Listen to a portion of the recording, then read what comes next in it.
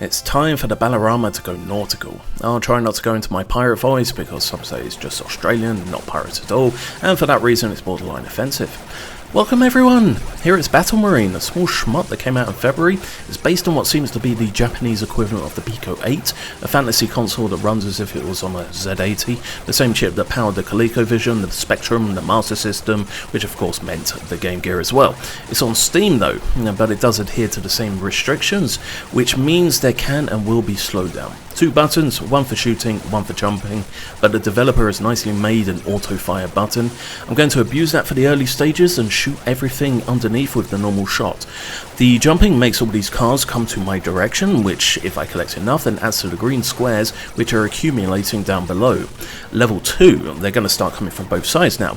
This is a sort of multiplier for the other sorts of cars which will be yellow, but to get these I have to use the normal game mechanics and hold down the shot button, which creates a nice laser when fully charged. So normal shot for green, charged shot for yellow. This will change later on, but for the early stages it's nice to remember. Also, if I get hit, you'll see the life bar at the top left hand corner, then the green cards replenish the life a little bit, and that's very handy. But because of the choice, I will forever have to be on the move. The explosions, they can hurt me, and they can travel upwards, but if I was to use the charge attack, which I will use eventually, then for as long as my laser is active, then I will be invincible. There's not really much else I can say for the mechanics. It's a very simple game. It's also a very fun game, which is why I felt the need to do this video. I mean, there's a chain counter which goes away very quickly. I'm not sure if I just suck or it's because I'm running this on a 120Hz monitor.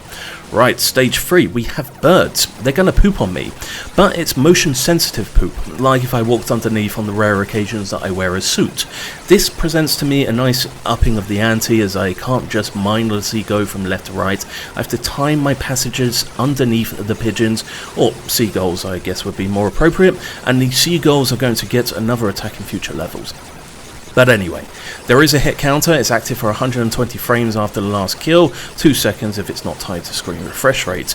If you get over 100 on it, then you don't have to jump to attract all the cards to you, they just come to you anyway. It's like that blue ball on Vampire Survivors. It's glorious. But not for me, not for this run, and this run you're seeing is currently the 9th best score on Steam, which is a shame. Another shame is that I've been hit, but as you can see, the green cards are at work, and what takes a hit is the green squares at the bottom, so my potential to score points, I should have probably counted, but it seemed like at least 5 disappeared. And later on it'll become harder to regain those lost health because these Scully subs mostly drop green cards, which later enemies will mostly drop yellow ones. So the green cards early make sense. You want your player to survive the early stages so that there are an abundance of health items, and this is tied into the scoring, but that does mean later stages will become an exercise in clinging on for dear life. To be fair though, this would be the case with only green cards. You'll see in a bit. And apparently I'm doing the best job at illustrating how easy it is to regain health by losing nearly everything. Purely for demonstration, of course, not a skill issue. There are touches of slowdown, but right now I just want to make sure I jump between the poop. Yes, that was a sentence. The little fishies will want to jump out, so I either want to avoid that completely by killing them before they have a chance, or just run away, directly into the poop. And my green sphere count is down to 6. Not going to be a very high scoring for the rest of the run.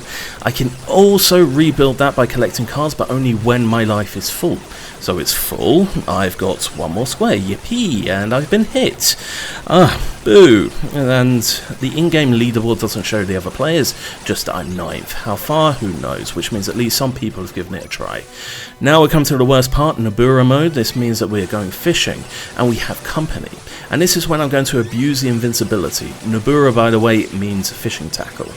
So the little fishes will not jump to the far left or the far right, so I'm going to exploit that by charging the attack over there, then sweeping the ocean floor with my deadly giant laser of doom. Health is not in a great state at the moment though, and you can see that it's just score items coming my way, which is not very helpful at all. I only have 3 green squares at the bottom. These yellow cards are not worth a lot. Oh yes, in case you haven't noticed, the seagulls dive for fish now, so now I can't even float under them consistently, but instead of catching a fish in their descent, they just blow up. Shmup logic. These poop though. Hooray for poop. But until the next stage, it's a question of patience. My normal tactic just ends up badly. Very badly. Crab house. filled with crabs, shockingly.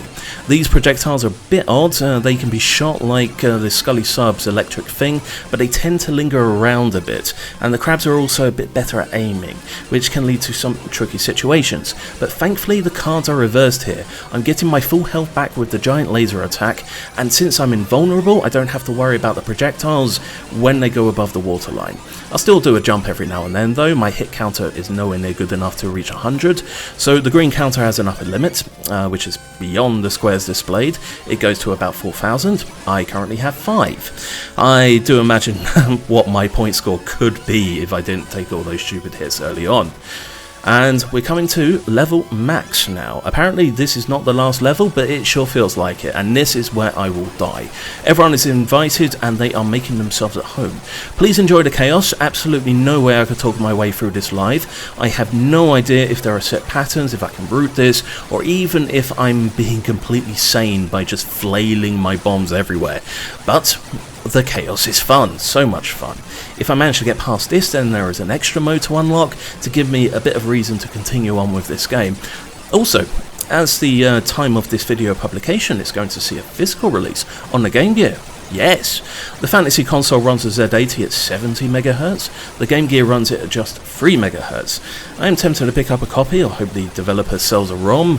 Quite hard to get new games if they're not on PlayAsia or Amazon out of Japan. And now I've got a high score, yippee! So, taking a look at the remaining time, our time is coming to an end. This is still available on Steam, $5 equivalent, which hasn't seen a single sale since coming on, but definitely would be worth picking up at a sale price.